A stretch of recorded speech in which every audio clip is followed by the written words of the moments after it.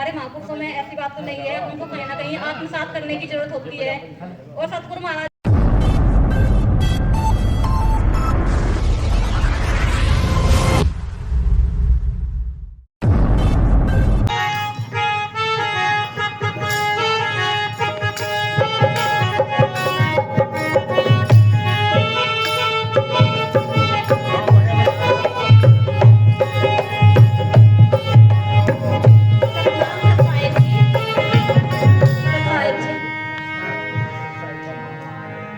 बोलिए परम संत शिरोमणि सतगुरु रविदास जी महाराज की जय,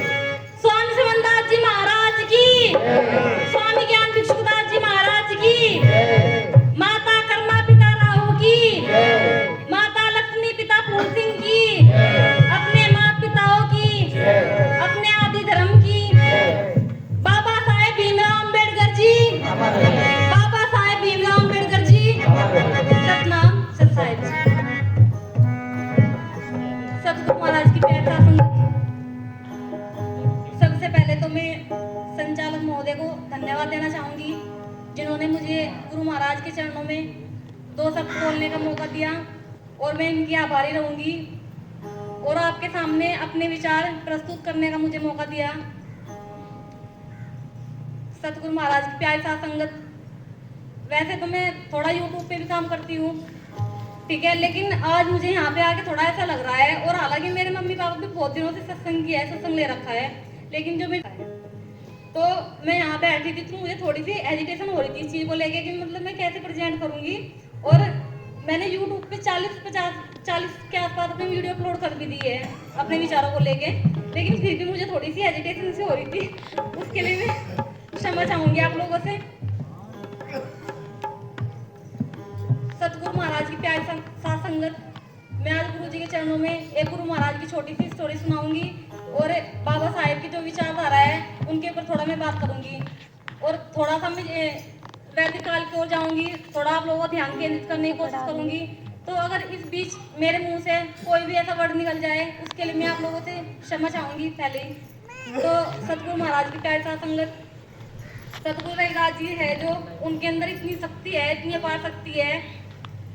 शायद शब्दों में बता पाना मुश्किल है। और वो तो हमारे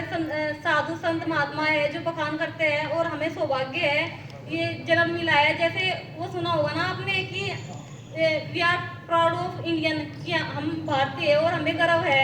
उसी प्रकार अगर हमारा जन्म, आप सोचो कि जो पार्टीशन हुआ था जब पाकिस्तान का, अगर उसमें हो जाता तो हमारे लिए बड़ी दुर्भाग्य की बात थी। एक तो सौभाग्य की बात ये है, और दूसरी उससे भी बड़ी सौभाग्य की बात ये है कि आप लोगों को और हमें गुरु महाराज की शरण मिली हुई है, संतों महापुरुषों की हमें विचारधारा सुनने को मिल रही है, ये हमारे लिए उससे भी बड़ा सौभाग्य है। तो बोले सतगुरु रविदास जी महाराज की, बोले सतगुरु रविदास महाराज की, सतनाम सत साहिब। सतगुरु महाराज की प्यार सा संगत, जैसे ही मैंने व्रत भी रखे हैं थोड़े, और विरोध प्रकट करता है, मुझे इस चीज का भी कोई वो नहीं है, लेकिन मैं ऐसी गुरु महाराज की चालीसा से पढ़ती हूँ, और कभी कभी मतलब सत्संग में भी चली जाती हूँ। तो एक छोटी सी स्टोरी सुनाऊंगी मैं आप लोगों को। जैसे कि आप लोगों ने सुनी भी होगी, मन चंगा तो कटौती में गंगा, बहुत अच्छी स्टोरी है ये, और मैंने इसके ऊपर वीडियो बनाई थी, यूट्यूब पे डाली, बहुत अच्छा सपोर्ट मिला है मुझे। कुछ लोगों की विचारधारा ये है कि मतलब जो गुरु रविदास जी है वो दलित है, SC है, ST है, मतलब उन्होंने इस तरीके का उद्धार किया है। मेरा ये मानना है उन्होंने हर उस वर्ग का उद्धार किया है, चाहे फिर वो SC हो, ST हो, OBC हो या अल्पसंख्यक हो, उनकी शिक्षाएं हम सबके लिए इक्वल है, चाहे फिर वो हमारे इंडिया का यूथ हो, चाहे फिर वो ओल्ड हो, या फिर वो हमारे इंडिया की आने वाली जनरेशन। तो सतगुरु महाराज की प्यारी साथ संगत, जैसे गुरु महाराज जी अपनी कुटिया में जूती काटने का काम करते थे, चमड़े का काम करते थे, आप सब लोग भी इस चीज से अवगत है। और एक दिन ऐसे ही कुछ ब्राह्मण वहां से गुजर रहे थे, और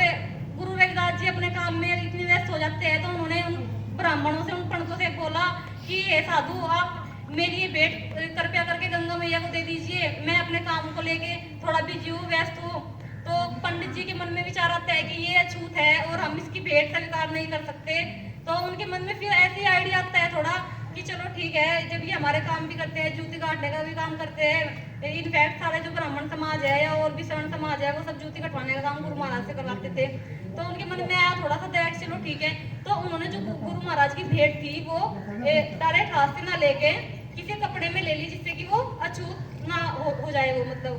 वो छुआछूत का बहुत ज्यादा उस टाइम वो था। तो फिर ऐसे ही धीरे धीरे करके वो सब चले गए वहाँ पे गंगा मैया के पास में, स्नान तो करने के लिए डेली जाते ही थे। तो जैसे ही भी वहाँ पे चले जाते हैं, फिर आपस में वो ब्राह्मण लोग ऐसे ही करते हैं कि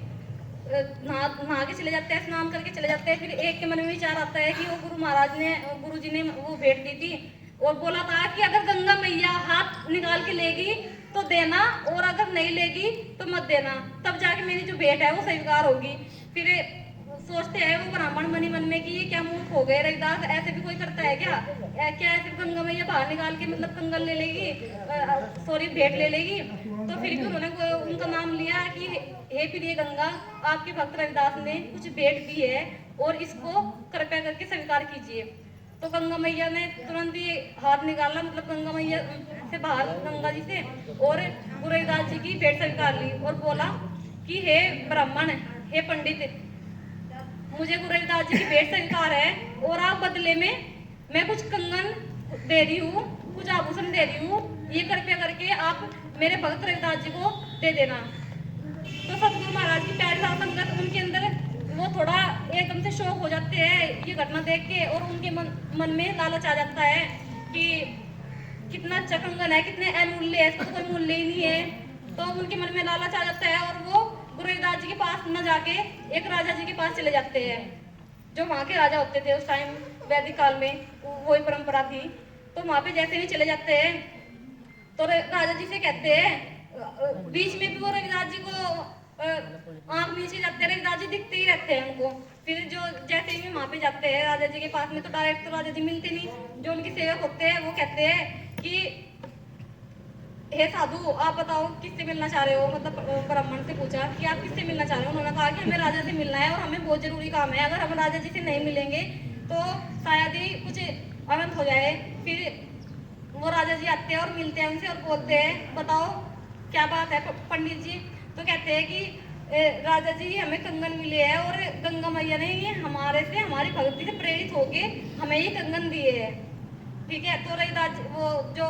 राजा जी होते हैं वो खुश हो जाते हैं और वो कंगन ले लेते हैं, कुछ बदले में मूल्य दे देते हैं, पैसा दे देते हैं, धन दे देते हैं, और वो कंगन जो होता है राजा अपनी रानी को दे देते हैं। अब रानी को भी बहुत अच्छा कंगन लगता है वो,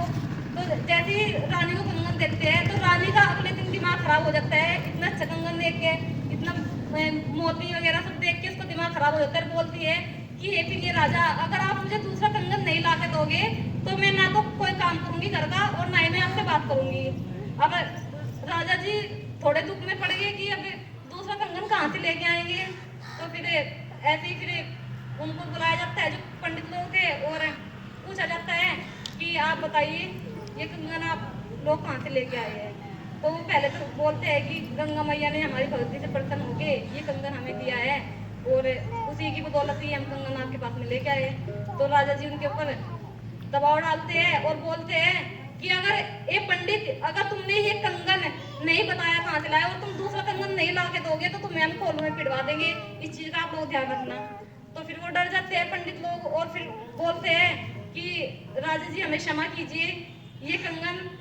हमें गंगा मैया ने हमारी भक्ति से प्रेरित होकर नहीं दिया, ये कंगन हमें गुरु रविदास जी की भक्ति से प्रेरित होकर गंगा मैया ने हमें दिया था और रविदास जी महाराज को भेंट करने के लिए दिया था, और हमारे मन में लालच आ गया था, इस वजह से हम आपके पास में आ गए।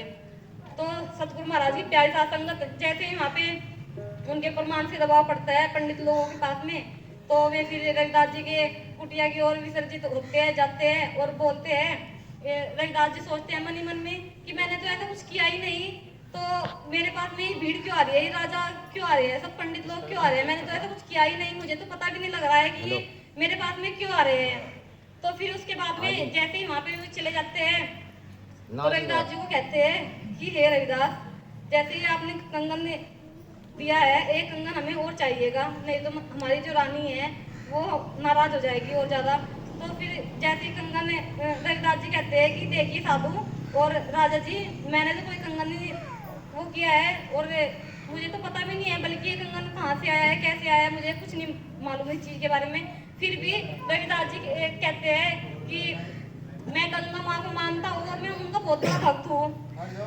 सबने कहा कि आप लोगों को अपनी प्रतीक्षा देनी होगी, अगर आप अपनी तपस्या पे खरा उतर गए तो फिर आपको वही भव्य स्वागत होगा और ब्राह्मणों की ऐसी फिर हार होगी। तो सतगुरु महाराज की प्यार साथ संगत जब रविदास जी अपनी कुटिया पे बैठ जाते हैं तो जैसे ही जो उनकी वो होती है कटौती, वो ध्यान लगाते हैं, गुरु महाराज कर बोलते हैं, ए गंगा मैया मैं तेरा भक्त हूँ, मुझे तो पता नहीं है कि मेरे साथ में क्या हो रहा है क्या नहीं हो रहा है। तो फिर ऐसे ही ध्यान लगाते हैं गुरु महाराज जी, और ध्यान लगाने के बाद में गंगा मैया उनकी कटौती में प्रकट हो जाती है। जैसे ही गंगा मैया उनकी कटौती में प्रकट हो जाती है तो रविदास जी के नाम के जयकारे लगने शुरू हो जाते हैं वहाँ पे। जैसे ही रविदास जी महाराज के जयकारे लगने शुरू हो जाते हैं तो वहाँ पे गंगा मैया प्रकट हो जाती है, और उस जो चमड़ा भिगोने की जो कुटिया वो होती है गुरु महाराज की, उसमें से गंगा मैया निकलती है और प्रकट हो जाती है, और उसमें तमाम दुनिया भर के कंगन हीरे जवाहरात सब निकलते हैं उसमें से। और जो वहाँ के ब्राह्मण थे वो शर्मसार हो जाते हैं, उनको अपनी भूल की वो होती है कि हमने क्या किया क्या नहीं किया है। फिर सतगुरु महाराज की प्यार साथ संगत रविदास जी को पालकी में बैठा के पूरे नगर में उनको घुमाया जाता है, उनको मान सम्मान दिलाया जाता है। और ये वहीं से शुरू हुई थी कि मन चंगा तो कटौती में गंगा, बोले